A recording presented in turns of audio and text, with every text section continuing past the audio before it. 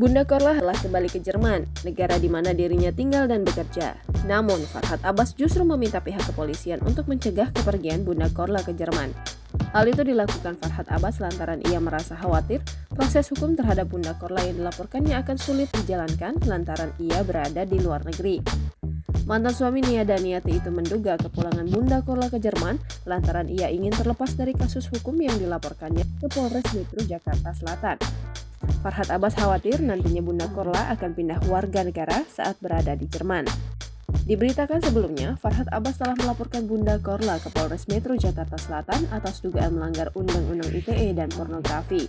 Sebelumnya, Farhad Abbas juga telah melayangkan somasi kepada Bunda Korla, namun somasi tersebut tak diindahkan oleh Bunda Korla. Kita minta agar Mangkor ini segera dicegah untuk keluar negeri, dicekal, karena ini persoalan pornografi. Nah, oleh karena itu kami minta pihak kepolisian untuk mempercepat, kalau perlu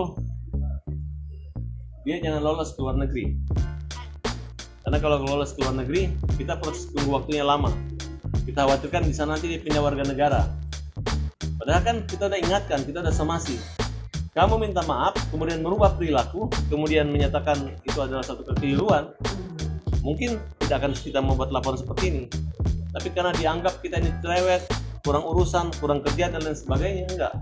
Ini adalah peran serta kita sebagai warga negara, sebagai satu lembaga swadaya masyarakat yang punya kepedulian terhadap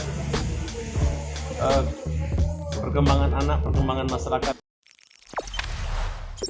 Jangan lupa subscribe, share, komen, dan like ya.